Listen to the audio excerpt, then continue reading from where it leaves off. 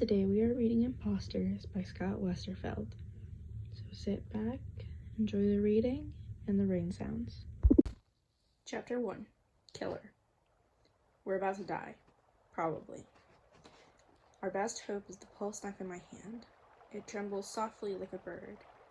That's how my head trainer, Naya, says to hold it. Gently, careful not to crush it, firmly so it doesn't fly away. Thing is, my pulse knife really wants to fly. It's military grade, smart as a crow and woolly as a young hawk. Loves a good fight. It's going to get one. The assassin, 20 meters away, is spraying gunfire from the stage while my sister just gave her first public speech. Her audience, the dignitaries of Shreve, are strewn around the room, dead, faking death or cowering. Security drones and hover cams are scattered on the floor, knocked out by some kind of jammer. My sister's huddled next to me, gripping my free hand in both of hers. Her fingernails are deep in my skin. We're behind a tipped-over table. It's a slab of fat-grown oak, 5 centimeters thick, but the assassin's got a barrage pistol. We might as well be hiding in a rose bush. But at least no one can see us together. We're 15 years old. This is the first time anybody's tried to kill us. My heart is beating slantways, but I'm remembering to breathe. There's something ecstatic about the training kicking in. Finally, I'm doing what I was born to do. I'm saving my sister. The comms are down, but Naya's voice is in my head from 1,000 training sessions. Can you protect Rafi? Not unless I take out this attacker. Then do it. Stay here, I say. Rafi looks at me. She has a cut above her eye, and the splinters flying everywhere. She keeps touching it in wonder. Her teachers never make her bleed. She's 26 minutes older than me. That's why she gives the speeches, and I train with knives. Don't leave me, Frey, she whispers. I'm always with you. This is what I murmur from the bed beside hers when she's having nightmares. Now let go of my hand, Rafi. She looks into my eyes, finds that unbroken trust we share. As she lets go, the assassin lets loose again, a roar like the air itself is shredding. But he's spraying randomly, confused. Our father was supposed to be here, and only canceled at the last minute. Maybe the assassin isn't even thinking about Rafi. He certainly doesn't know about me, my 8 years of combat training, my pulse knife. I'll make a move. Chapter 2. Body Double. Rafi's speech was perfect. Clever and gracious, unexpected and funny, like when she tells stories in the dark. The dignitaries loved her.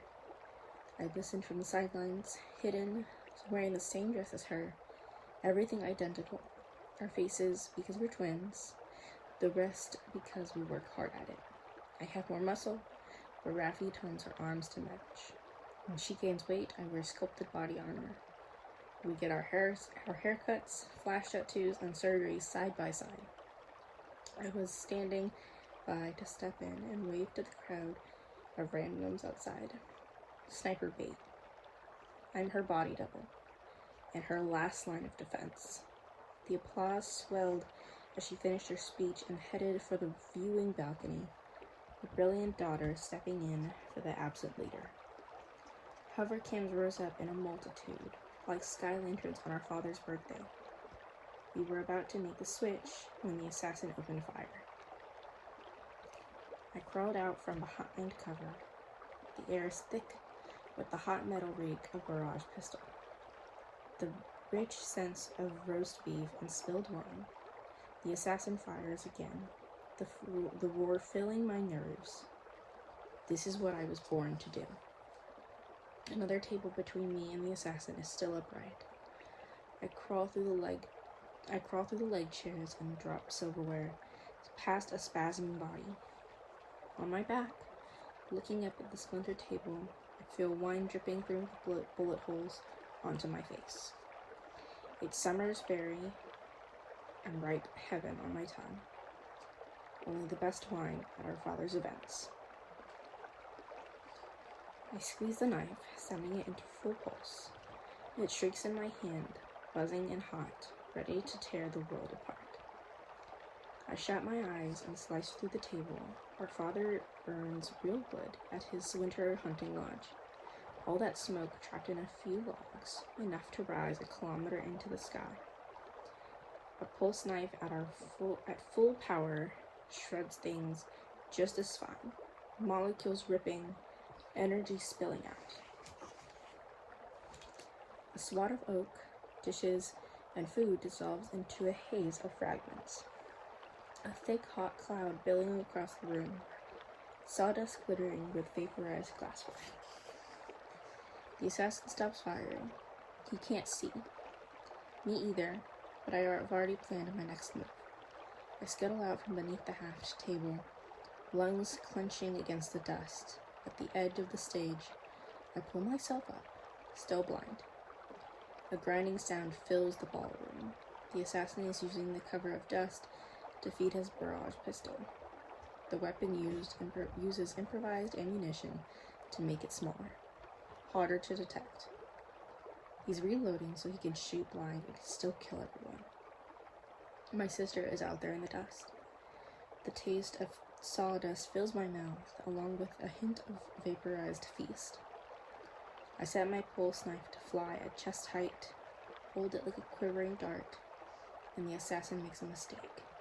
He coughs. With the slightest nudge, the knife flies in my hand, deadly and exuberant. A millisecond later, sounds I recognize from target practice on pigs' carcasses. The gurgle of tissue, the rattle of bones. The sawdust is cleared by a new force billowing out from where the knife hit. I see the assassin's legs standing there, nothing above his waist, but that sudden blood mist. For a grisly moment, the legs stand alone, then crumple to the stage. The knife flips back into my hand, warm and slick. The air tastes like iron. I've just killed someone, but all I think is, my sister is safe. My sister is safe. I drop from the stage, cross to where Rafi still huddles behind the table. She's breathing through a silk napkin and hands it to me to share. I stay alert, ready to fight, but the air is filling with the buzz of security drones waking back up. The assassin was wearing the jammer. I guess, so now it's in the mist too. Finally, I let go of my knife. I'm starting to shake, and suddenly Rafi is the one thinking straight. Backstage, little sister, she whispers, before anyone figures out there's two of us. Right. The dust is clearing, the survivors wiping their eyes. We hustle away through an access door beneath the stage. We've grown up in this house, playing hide and seek in this ballroom. With night vision lenses, I was always the hunter. My comms ping back up, and Naya's voice is in my ear. We see you, Frey. Does Gemstone need medical? For the first time, we've used Rafi's codename in a real attack. She's cut, I say, over her eye. Get her to the sub-kitchen. Good work. That's the last words strange in my ear. All my training up to this moment might have seemed like work, but this is me. Complete. Is it over? I asked Naya. Uncertain. Your father's locked down on the other side of the city. Naya's words are sharp with the possibility that this is only the start of something bigger. That at last the rebels are moving in force against our father. I guide Rafi past the stage, machinery, and lighting drones, to the stairs that lead down. Cleaning drones and cockroaches scuttle out of our way. 5 soldiers, everyone in security who knows of my existence, meets us in a kitchen cleared of staff. A medic shines a light in Rafi's eyes, cleans and seals her cut, flushes her lungs of smoke and dust. We move in a tight group toward the secure elevator.